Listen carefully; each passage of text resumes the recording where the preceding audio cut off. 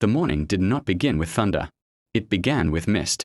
A pale quiet haze settled over fields that had known centuries of ordinary life planting harvest routine. That morning they waited for something else. Men stood in place, boots pressed into wet ground, muskets held close. Horses breathed steadily in the cold air. No one spoke much, but there was an understanding shared without words. Within hours, something decisive would unfold. Not in a single dramatic moment, but through hesitation, misjudgment, and the slow weight of circumstance. And in that stillness a question seemed to linger. How does a man who once dominated Europe lose everything in a single day? And perhaps more quietly, was this outcome inevitable? Or did events simply turn at the wrong moment? Before the first shots were fired, Europe was already living in the shadow of one man. For more than a decade, Napoleon Bonaparte had reshaped the continent. Kingdoms had fallen, alliances had shifted, and borders had been redrawn again and again. His armies moved across Europe with discipline and speed, carrying not just military force but a powerful idea that ambition guided by will could transform the world. But by 1815 that momentum had worn thin. Years of war had taken their toll. Economies were strained. Farmland had been neglected. Entire generations had grown up under the constant pressure of conflict.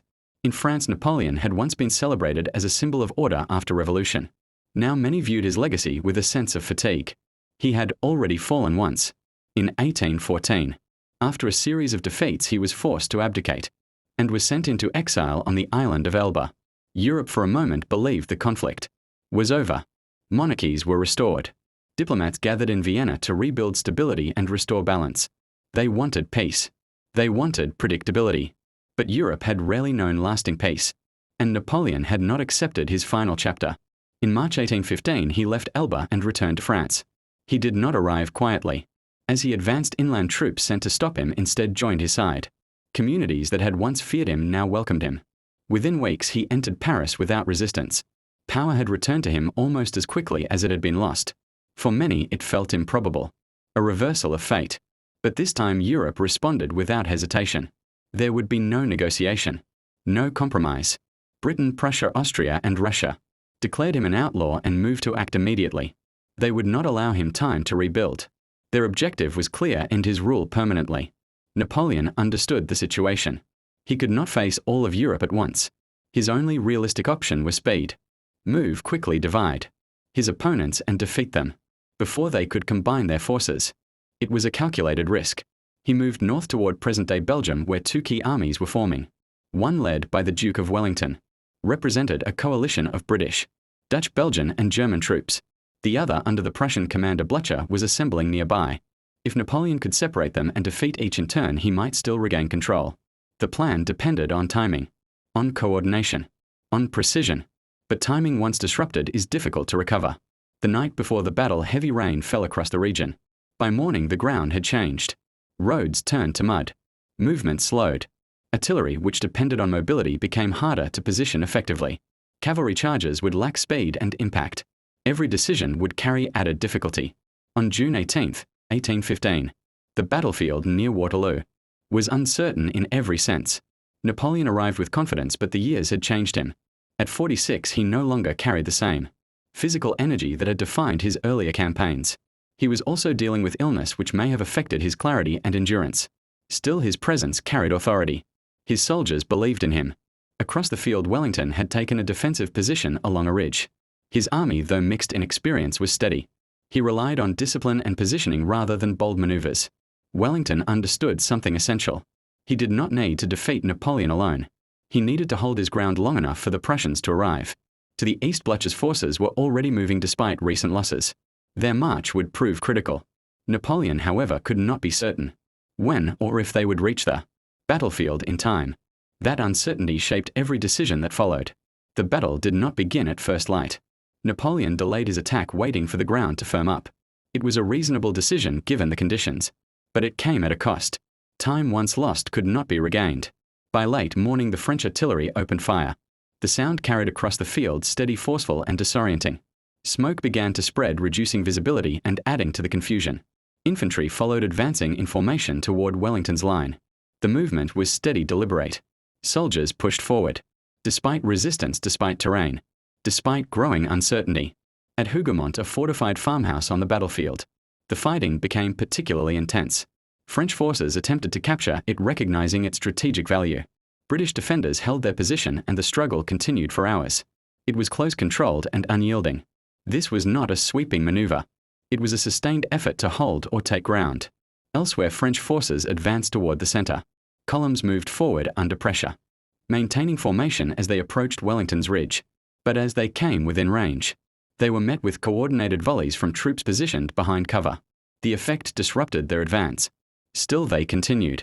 For a time it appeared possible that the pressure might break through. Then gradually the situation began to shift. In the distance new movement became visible. Prussian forces were arriving.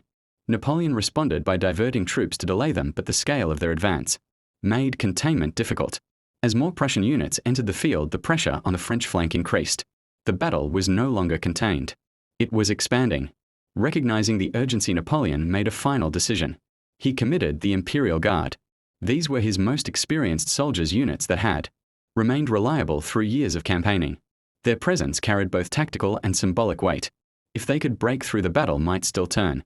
They advanced with discipline, moving steadily toward Wellington's position. For a moment the outcome seemed uncertain. But as they approached, resistance intensified. Wellington's forces held their line. Fire was exchanged at close range. The Guards slowed, then faltered. And then they began to withdraw.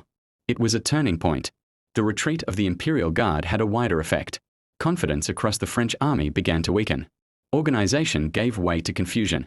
Units that had held formation started to fall back. The shift was gradual but decisive. Napoleon observed the change. There was no single dramatic moment. No clear signal. Just the growing realization that control had been lost.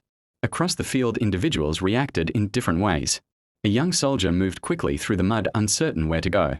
Another on the opposing side continued his routine. Movements focused on discipline rather than outcome. Officers pressed forward, or attempted to regroup, each responding to their situation in real time. These individual moments, often overlooked, shaped the larger picture. By evening the battle had ended. The field bore the marks of the day's events. Equipment lay scattered. The ground, once ordinary, now reflected the scale of what had occurred. The air was quieter but heavy with the aftermath. Napoleon withdrew. There would be no return this time. Within weeks he surrendered to British authorities. He was sent to St. Helena, a remote island in the South Atlantic, far from the political center of Europe. There he would spend the remainder of his life. His influence, however, did not end with his exile. The outcome at Waterloo reshaped Europe's balance of power. Britain's global influence expanded. Prussia gained strength and recognition. Austria and Russia reinforced their positions on the continent. France was placed under tighter control. But beneath these changes, deeper currents remained. The administrative and legal reforms associated with Napoleon continued to influence European societies. Ideas about governance, merit, and national identity persisted beyond his rule.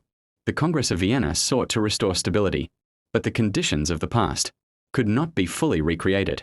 Future tensions would emerge. Political movements would evolve. Borders would change again. Napoleon's legacy remained complex, viewed by some as a reformer, by others as a figure of disruption. Waterloo in this context became more than a military engagement. It represented a limit. A moment where ambition met resistance, where timing and circumstance proved decisive. A delay in the morning. Ground that would not hold. An allied force arriving when it mattered most. Each factor contributed to the outcome. Had any one of them been different, the result might have changed. But history does not adjust itself after the fact. It moves forward. And yet it carries its past with it. The field at Waterloo returned over time to quiet use. But the significance of that day remained. It marked the end of a period defined by continuous conflict and the beginning of a different kind of order. It also marked a shift in how power was understood. Even the most dominant figure could be undone. Not only by opposition but by circumstance, by timing, by limits that could not be overcome. In that sense, Waterloo was not only an ending. It was a transition. A reminder that influence, no matter how far-reaching, does not last indefinitely. And that history, rather than disappearing, continues to take new forms.